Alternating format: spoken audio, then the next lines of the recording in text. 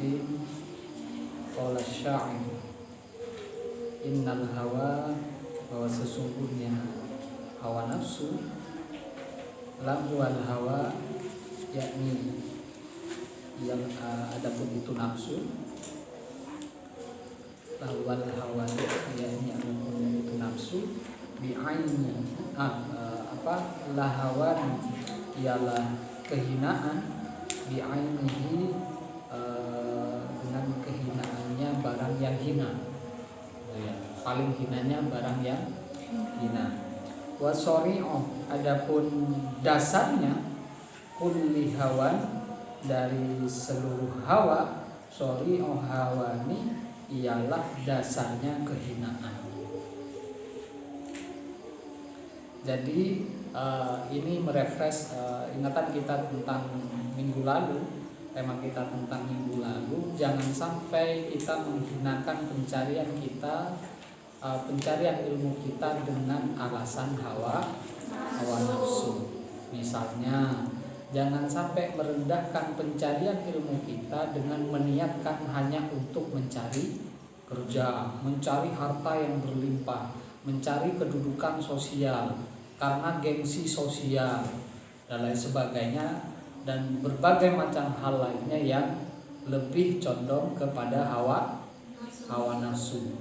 Jika kita meniatkan, jika kita mencari ilmu sudah mulai cenderung pada kepentingan pragmatis, pada kepentingan hawa nafsu, untuk kita semangat kuliah untuk ketemu seseorang misalnya kayak gitu dan lain sebagainya, senang melihat seseorang dan lain sebagainya, itu berarti kecenderungan pada hawa nafsu. Nah, itu merupakan kehinaan yang paling hina, kehinaan yang paling hina, dan puncak dasar dan paling dasar dari hawa nafsu itu adalah dasarnya Jadi tiada lain kehinaan yang paling hina di dunia ini adalah kehinaan dari hawa nafsu. Ketika kita misalnya istilahnya, ada istilah begini, nafsu itu semakin dikasih makan itu bukan tambah lapar, bukan jadi kenyang.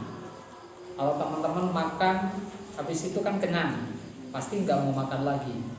Tetapi hawa nafsu, ketika kalian kasih makan, ketika kalian menuruti hawa nafsu itu, dia akan semakin lapar dan porsinya akan terus bertambah.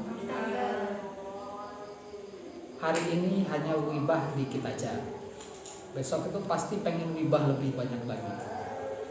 Hari ini cuman melakukan kejelekan satu kali, besok dan lain sebagainya. Jadi ketika kita menuruti hawa nafsu, itu akan mengarahkan kita untuk kepada jurang-jurang yang lebih dalam lagi, jurang hawa nafsu yang lebih dalam lagi. Dan inilah kenapa oleh Talimul Mu'talim itu dikatakan bahwa menuruti hawa nafsu, bahwa hawa nafsu itu merupakan kerendahan dari hal yang paling rendah, kehinaan daripada hal yang paling hina.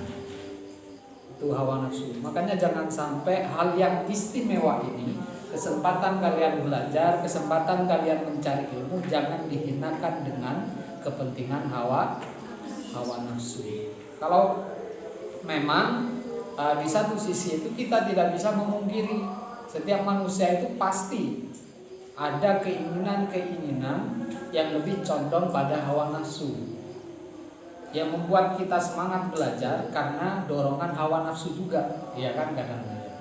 Nah, kalau kita langsung ingat akan hal ini, maka langsung ya Allah, astagfirullah, luruskan niat kembali. Ya Allah, saya datang ke IAIN Salatiga murni hanya untuk mencari ridha Allah. Pertama ridha orang tua, baru ridha Allah. Jadi segera diluruskan. Tidak mungkin niat kalian itu lurus terus, mustahil. Kalau niat kalian lurus terus itu bukan manusia berarti kalian, tapi malaikat. Nah, yang namanya manusia itu pasti ada bengkoknya.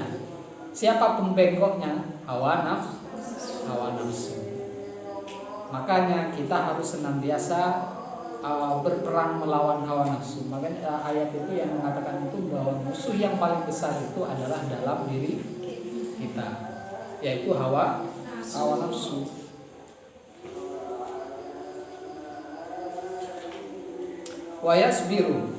Wayasbiru dan harus bersabar ala mihan atas cobaan, wal baliyati dan bala. Qila dikatakan khazainul minan, adapun gudangnya pemberian, ala qanatiril mihan, ialah karena adanya banyak-banyak cobaan. Nah, yang kedua itu sabar, konsisten. Kuncinya konsisten, ya. Kenapa? Konsistenlah dan bersabarlah terhadap berbagai macam cobaan yang kalian hadapi, terutama dalam pencarian ilmu. Cobaannya ngantuk, cobaannya capek, cobaannya banyak banget. Itu memang, makanya kalau saya itu ada kata-kata heroik yang sering membuat saya semangat itu. Semakin banyak cobaan, berarti tingkat kesabaran kita itu semakin tinggi. Semakin banyaknya cobaan, berarti kualitas diri kita itu semakin tinggi. Semakin sabar kita, cobaannya juga akan semakin berat. Semakin berat cobaan, berarti kualitas sabar kita itu semakin. Jadi sebenarnya kata-kata itu salah, yang sering kalian ungkapkan itu salah. Sabar itu ada batasnya. Sabar itu tidak ada batasnya. Sampai kapanpun sabar itu tidak ada batasnya. Jadi kalian salah. Saya manusia, sabar itu ada batasnya, bukan batasnya. Berarti kalian itu secara tidak langsung mengalah. Langsung mengalah pada hawa nafsu. Sabar itu tidak ada batasnya. Ya, ingat, sabar itu tidak ada batasnya. Kalau masih ada batasnya, berarti kalian kalah sama hawa nafsu. Tapi jangan langsung diartikan bahwa karena kita ingin menjadi orang yang paling sabar, yang paling ikhlas, diapain aja sama teman-teman kita langsung manut, nunduk, ya enggak gitu juga. Karena saya pengen sabar, Pak, jadi saya dipukul, diapapun, saya ya tetap menang aja, misalnya kayak gitu, ya enggak gitu juga. Jadi ada konteksnya. Jadi sabar itu lebih pada kontrol emosi, ya, kontrol emosi. Jangan sampai emosi sampai melampaui kesadaran kita, ya. Kalau kita, karena setiap hal yang diputuskan berdasarkan emosional itu pasti tidak benar. Pasti apalagi dengan ketika kita marah langsung mengambil keputusan, itu pasti lebih banyak salahnya, gitu ya. Makanya kita itu jadi manusia. Makanya innallaha ma'as-sabirin, sesungguhnya Allah itu senantiasa bersama orang-orang yang bersabar. Bersabarlah. Dan ini yang akan menjadi ujian paling berat untuk menjadi santri yang konsisten, yang istiqomah. Ibadah yang paling mahal harganya, yang paling yang paling mahal nilainya dalam hal ibadah itu adalah istiqomah. Kalian mungkin hari ini sholatnya khusyuk banget, tapi belum tentu kekhusyuan itu kalian itu bisa pertahankan dalam setiap waktu, ya toh? Nah, istiqomah ini memang yang paling mahal. Istiqomah, sabar itu memang termasuk akhlak mulia yang paling mahal dan harus diasah secara terus menerus. Kenapa kita harus bersabar? Makanya di sini dikatakan khazainul minan ala qanatiril mihan, bahwa sumber anugerah itu berada di balik cobaan, berada di balik ujian-ujian. Jadi yang dimaksud di sini bahwa Allah akan memberikan hadiah kepada kita melalui ujian. Makanya sebenarnya ada satu kunci yang bisa kita pegang erat-erat agar kita itu tidak terpancing, agar kita itu tidak emosional dalam menanggapi sesuatu. Kita positive thinking. Kalau kita sedang kalut menerima cobaan yang begitu berat, langsung kita positive thinking, arahkan pada positive thinking. Ya Allah, hadiah apa yang telah Engkau sediakan untuk besok hari? Ya Allah, saya yakin pasti ada hadiah yang luar biasa yang sedang Engkau persiapkan dengan berbagai cobaan. Ini positive thinking. Kalau kita sudah mampu menguasai manajemen diri yang semacam ini, maka insya Allah kita tidak akan pernah stres. Dan itu kunci yang dijalani oleh para kaum sufi. Pernah dengar cerita kaum sufi? Mana ada cerita kaum sufi orang yang stres? Justru dengan kemiskinannya dia itu begitu bahagia. Ya karena itu positive thinking itu. Untung saya dibikin miskin, saya terlindung dari sifat ria. Untung saya dibikin miskin, saya terlindung dari sifat foya-foya dan lain sebagainya. Jadi kemiskinan itu tidak lagi menjadi penderitaan, tapi justru kebahagiaan yang begitu luar biasa. Kalau kalian sudah mampu membengkokkan penderitaan menjadi jalan kebahagiaan, wah, kalian itu sudah begitu luar biasa. Spiritualitas kalian itu sudah menjadi luar biasa. Ada teman-teman yang mencibir kita, Allah, betapa indahnya hidup di dunia ini. Saya kayak gitu kan. Tapi kan ini memang sulit ya. Ada yang mencibir dikit, kayak gitu. Kayak kita tidak apa ya, tidak sabar untuk pengen membalasnya dengan pembalasan yang bertubi-tubi dan sebagainya. Tetapi makanya kalau dalam sastranya itu, barang siapa yang telah bisa memintal rasa pahit menjadi manis, maka dia telah mencicipi anggur yang sesungguhnya. Barang siapa yang telah mampu memintal tangis menjadi senyum, wah itu begitu luar biasa. Tapi jangan sebaliknya, memintal senyum menjadi tangis. Memintal senyum menjadi tangis, yaitu tadi kecenderungan pada hawa nafsu. Maka ya positive thinking agar kita senantiasa diberikan istiqomah dan kesabaran dalam menjalani setiap proses yang sedang kita jalani. Tentu ini konteksnya dalam mencari ilmu. Wa unsitu, dan dilakukan atau dinasyidkan, wakilah, dan dikatakan annahu, bahwa sesungguhnya syair li Ali bin Abi Thalib diciptakan untuk Ali bin Abi Thalib radhiyallahu taala, semoga meridai Allah taala anhu, kepada Abi Thalib.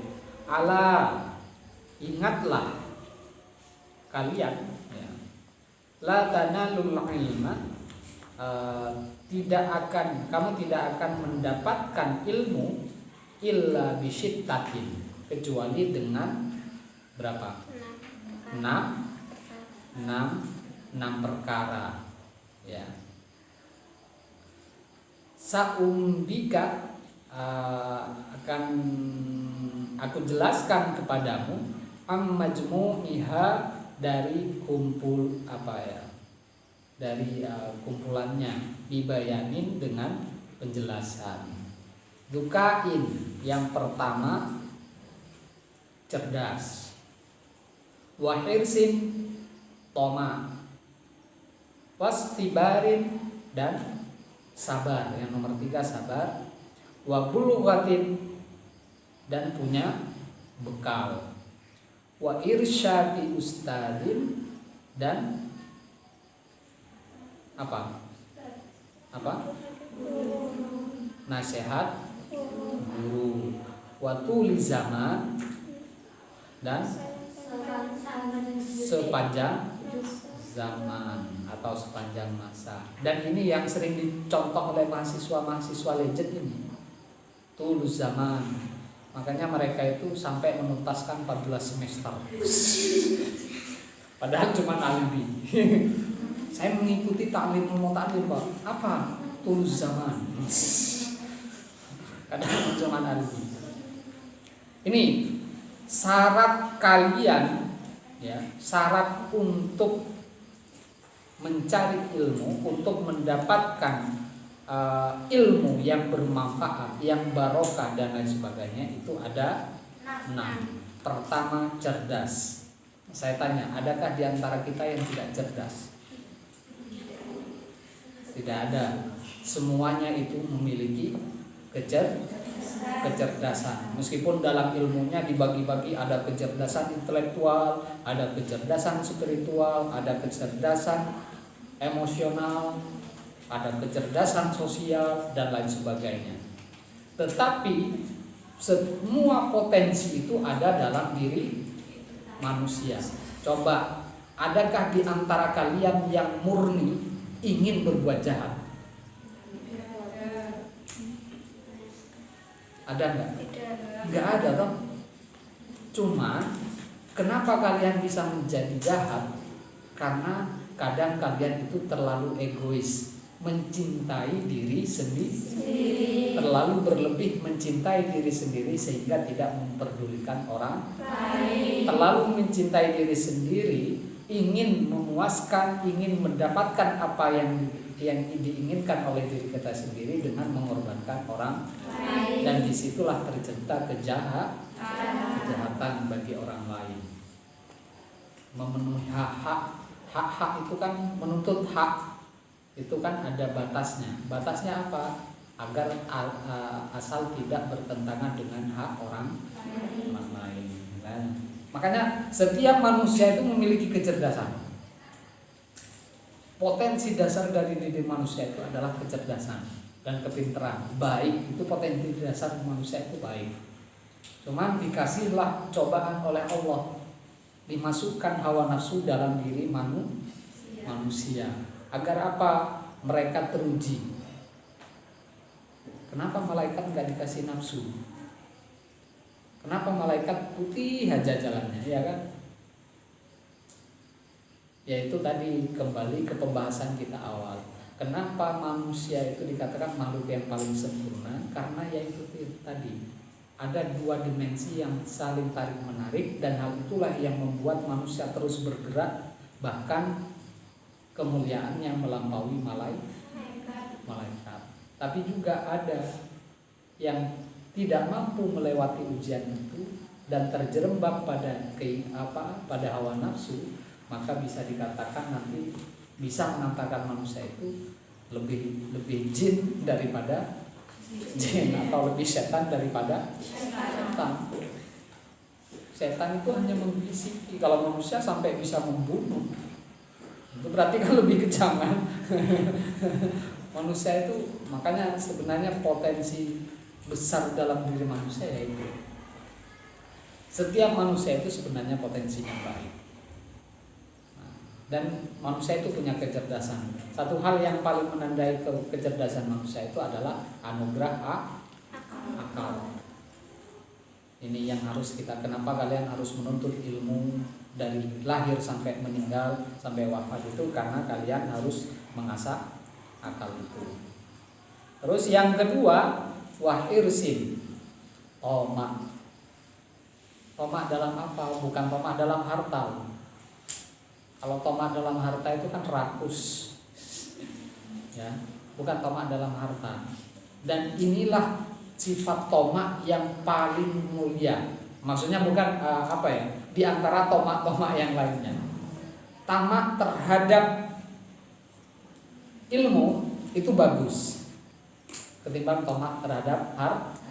Ada sifat tamak yang paling mulia lagi, tamak terhadap cinta Allah misalnya.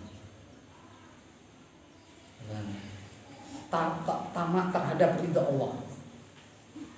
Meskipun dia itu sudah hidupnya misalnya seakan-akan jalannya udah lurus, sudah wah begitu luar biasa menjadi orang, tapi dia itu tetap merasa kurang mendapatkan rahmat Allah, sehingga dia terus mencarinya dengan senantiasa berbuat baik. Ini termasuk tamak yang dimuliakan. Kalau kita tamak terhadap harta, itu termasuk akhlak yang apa istilahnya? Ada akhlakul karimah, ada akhlak madmumah atau dzamimah. Nah, makanya kita harus tamak. Kalian meskipun jadi kalau dalam konteks kalian misalnya belajar jadi santri atau jadi mahasiswa di prodi A, B, C, D sampai Z, jadi kalian itu jangan hanya, artinya tamak kalian itu harus direalisasikan dengan cara misalnya, jangan hanya terbatas pada ilmu-ilmu yang ada di prodi kalian. Belajarlah juga ilmu-ilmu yang lain, ilmu apa dan lain sebagainya. Sebenarnya meskipun kalian hanya tamak di bidang kalian masing-masing, itu sebenarnya tidak akan pernah mampu menghabiskan ilmu Allah dalam satu bidang. Kalian dari lahir sampai dari lahir sampai meninggal, kalian belajar tentang satu aqua saja kalian tidak akan pernah mampu. Itu dari saking luasnya, kalian tidak akan pernah mampu. Coba pelajari terus dan lain sebagainya, satu aqua saja. Oke, wujudnya hanya satu aqua, tapi ini dibangun dari berbagai wujud. Ini latar belakangnya dan lain sebagainya. Pokoknya panjang. Dan itu ilmu itu saling terkait satu sama lain. Kayak jaring laba-laba. Kalian menemukan satu garis yang nampak hanya satu garis. Padahal di balik itu ada bergaris-garis yang tidak kalian ketahui. Makanya kita harus tamak dalam hal ilmu itu termasuk ini. Karena semakin banyak wawasan kita akan semakin berpikir jernih. Semakin banyak ilmu kita akan dihindarkan dari sifat amarah. Makin banyak ilmu kita akan semakin mampu mengendalikan hawa nafsu. Makanya ada istilahnya padi semakin kuning semakin merunduk. Kalau kalian semakin banyak ilmunya, justru kalian akan semakin menghormati orang lain. Bukan semakin. Kalau kalian masih menganggap orang lain lebih rendah dari kalian, berarti ilmu kalian itu masih di permukaan.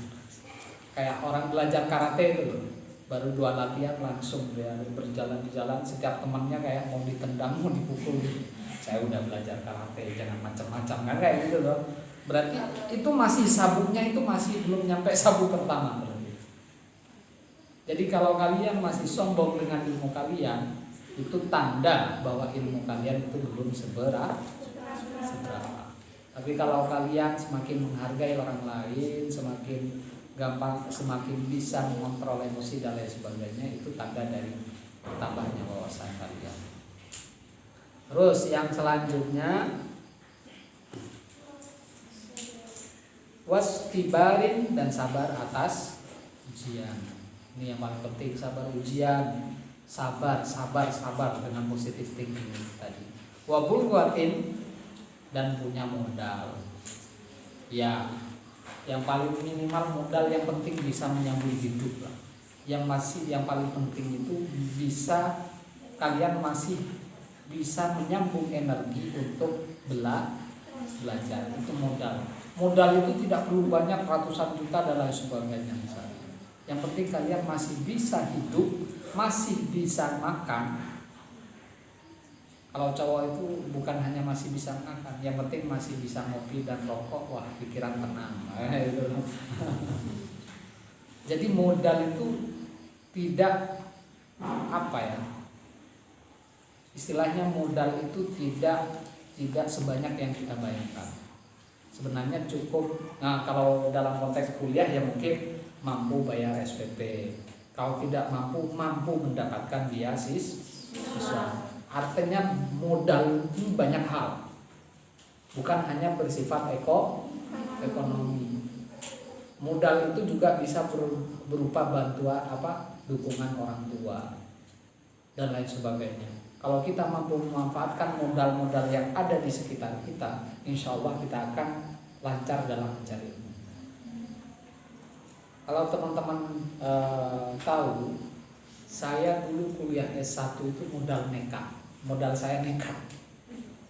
Karena dulu gini, gimana saya mau kuliah? Waktu saya berangkat ke Jogja itu niatnya bukan kuliah, niatnya cari kerja. Karena waktu itu orang tua saya itu, ini saya sering ceritakan hanya untuk memotivasi saja. Waktu saya berangkat ke Jogja itu posisi orang tua saya itu terlilit hutang sampai puluhan juta. Itu tahun 2005. Puluhan juta itu tahun 2005 itu luar biasa, sampai 50 jutaan lebih lah. Tahun 2005 ya, itu terlilit hutang. Jadi saya untuk pikiran kuliah itu udah nggak memiliki harapan sama sekali. Jadi saya datang ke Jogja untuk mencari kerja. Saya baca koran, cari lowongan-lowongan kerja. Saya datangi satu persatu. Ternyata yang buka iklan di koran itu banyak kayak calo-calo TKI. Tapi ketika di pondok, untungnya saya di pondok waktu itu, kemudian saya dirayu sama teman, udah kuliah aja. Saya dapat modal dari mana? Kamu itu cuma cukup cari tangan 2 juta saja, itu banyak di UIN itu banyak prodi yang ada beasiswanya, jadi kamu gratis nanti. Oh iya toh, iya. Akhirnya setelah saya pulang kemudian pamit, saya mau kuliah dulu. Wah, nangis bapak ibuku, nangis. Dengan apa kamu akan kuliah? Saya gini Bu, pokoknya saya minta tolong carikan utangan saya 2 juta. Habis itu saya nggak mau minta lagi. Selanjutnya urusan saya. Yaitu modal 2 juta saya bayar untuk pendaftaran, untuk SPP awal dan sebagainya. Akhirnya selanjutnya itu saya hidup dengan beasiswa. Makannya dari mana? Kerja. Saya paginya jualan koran. Kalau masuk jam 7 biasanya saya sering nggak masuk, karena harus jualan koran sampai jam 8 misalnya gitu. Jadi saya termasuk nakal dulu. Saya lulusnya semester 2, tapi saya ada perjuangan hidup yang harus saya laksanakan. Saya nakal bukan karena malas gitu ya, tapi ada proses hidup yang saya harus laksanakan selain kuliah dulu. Modal itu bisa kita dapatkan. Maka justru ini pentingnya juga yang harus kalian ketahui. Ketika saya masuk kuliah, ketika sebelumnya orang tua saya itu terlilit hutang dan lain sebagainya, justru ketika saya masuk kuliah, harta bapak saya itu bukan hutang bapak saya itu bukan bertambah, malah lunas. Malah Allah itu ngasihkan kemampuan kepada orang tua saya untuk melunasi hutang-hutangnya. Ya, itu ajaib kan? Kalau saya ingat itu kadang, ya Allah, betapa besarnya rahmat-Mu yang selama ini kita tidak sadari. Sebenarnya banyak hal yang bisa kita jadikan motivasi dan jadikan modal, gitu ya. Termasuk modal nekat tadi itu. Kalau kalian nekat mencari ilmu, insya Allah itu Allah akan senantiasa memberikan alternatif di jalan Tuhan. Udah nekat aja cari ilmu itu, nggak usah mikir, wah biayanya dari mana. Udah pokoknya misalnya saya mau belajar dari sebagainya. Terus yang kelima, wa irsyadi ustadz dan nasihat guru. Ini penting. Kalian bisa saja lebih pintar daripada dosen kalian, tapi satu hal, kalian pasti lebih muda dari dosen kalian. Itu artinya usia kalian lebih pendek, bukan lebih pendek cepat meninggal, bukan ya. Maksudnya pengalaman hidup kalian itu lebih pendek ketimbang pengalaman kalian. Dan pengalaman itu tidak pernah berkhianat istilahnya. Jadi untuk menghargai pengalaman itu, kalian itu harus senantiasa konsultasi dengan guru kalian.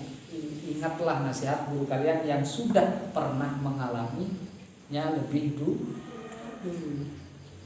Banyak kan sekarang sebenarnya kalau kita panutannya pada kepinteran, misalnya Kalau profesionalitas itu kan tidak ada senioritas. Tapi siapa yang benar-benar mampu, ia yang patut dihargai misalnya. Tapi kalau dalam Islam, dalam terutama taklim, senioritas itu tetap ada. Makanya guru-guru dan lain sebagainya. Kita tetap hormati orang yang lebih tua.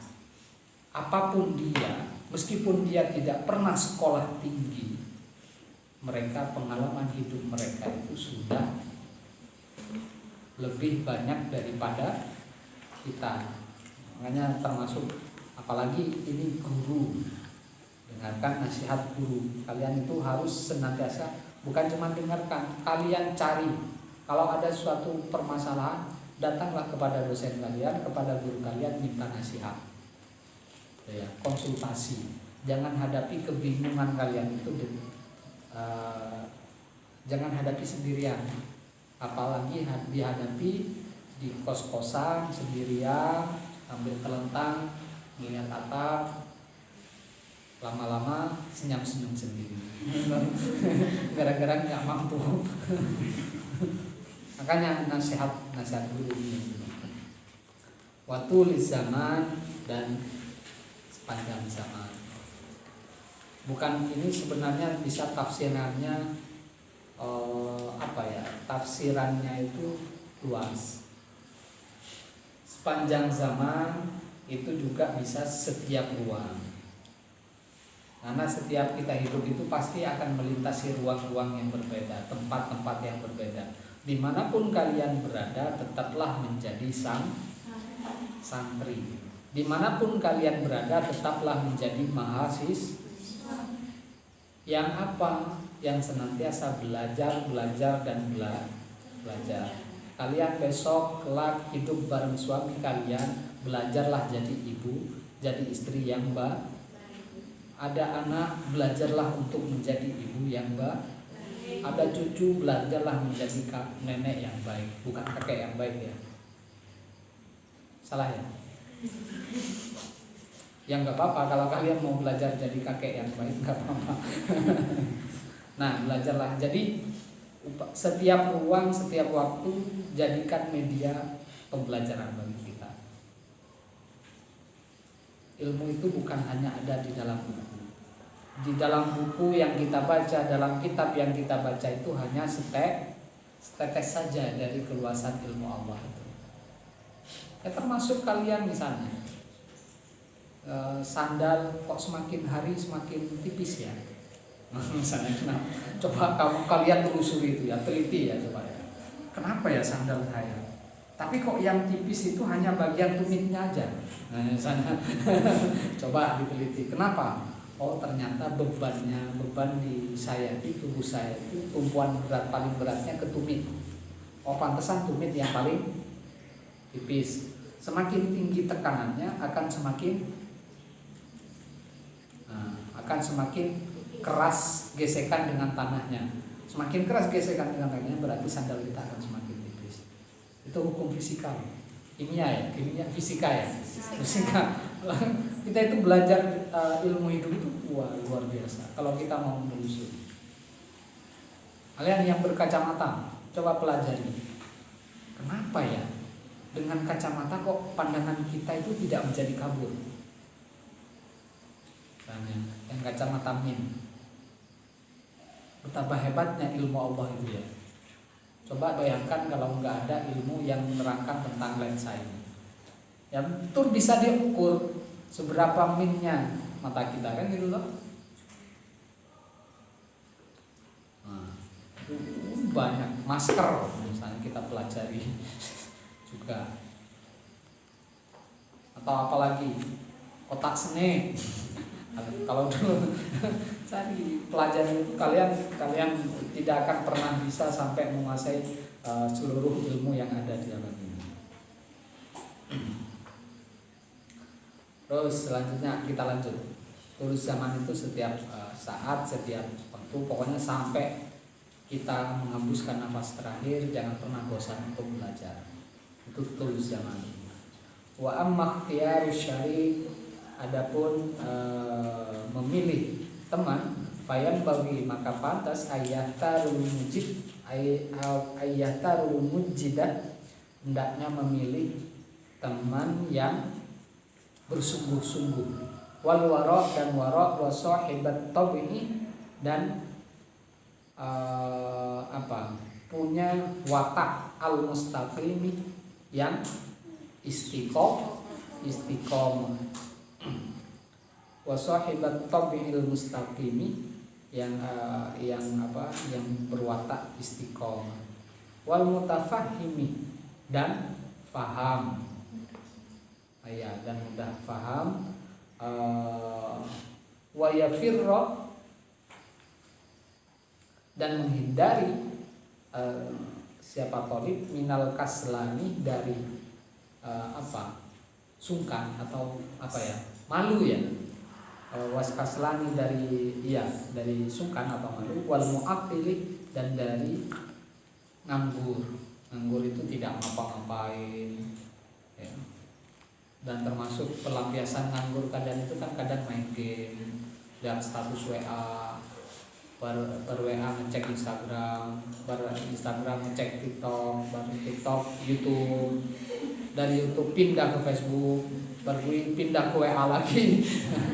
Hidup kalian itu dari WA ke Instagram, dari Instagram ke TikTok, dari TikTok ke YouTube, balik lagi ke sempit ya.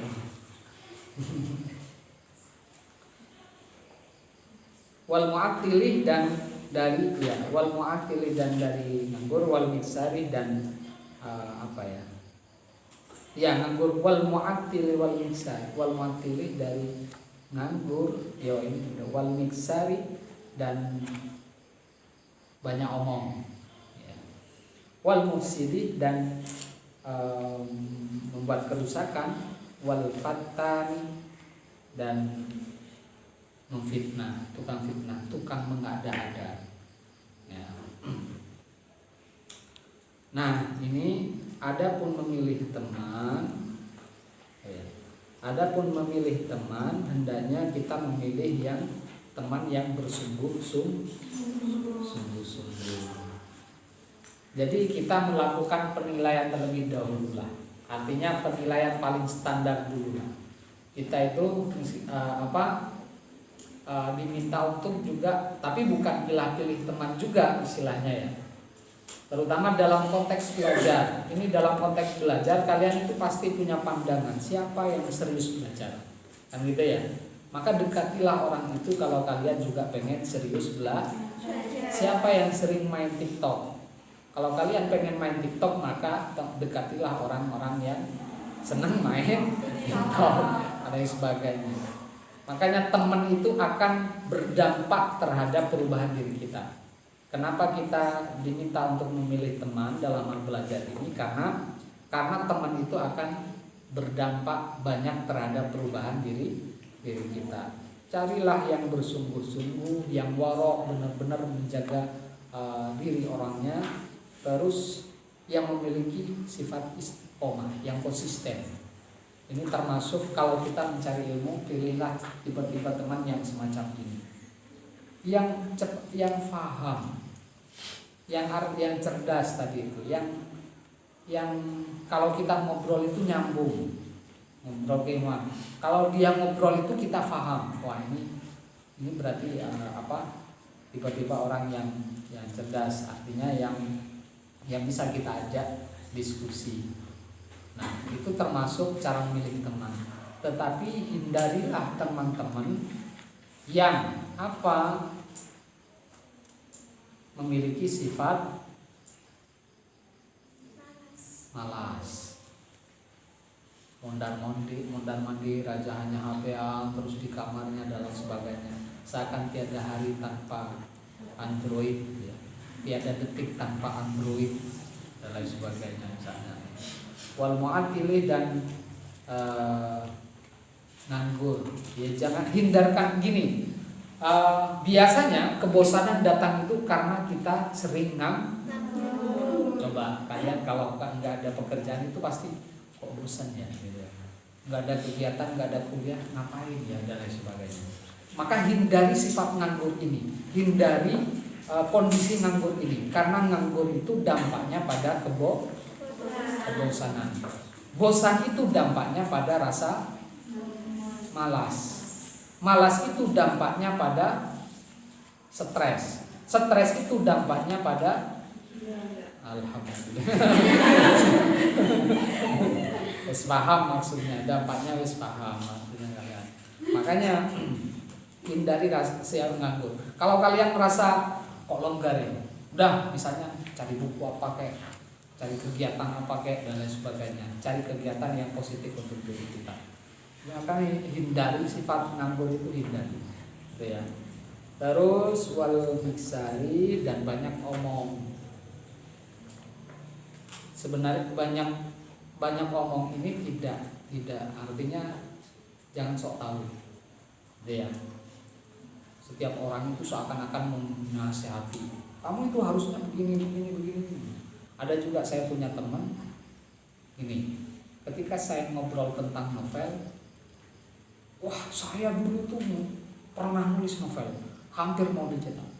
Oke, saya ngobrol tentang filsafat, wah saya ngerti tentang saya ngobrol tentang ini, seakan-akan dia menguasai segala hal yang saya bicarakan. Iwong piye, kadang-kadang oh ternyata itu termasuk dia memang tipe-tipe orang yang banyak ngomong. Sebenarnya bahkan ini sejalan dengan apa ya, dengan kata-kata apa peribahasa yang menyatakan, masih ingat yang hubungan tong kosong nyari bunyi. Kalau kalian banyak berarti kosong, itu tandanya kosong. Karena semakin berisi di otak kalian itu, kalian justru akan semakin berdiam.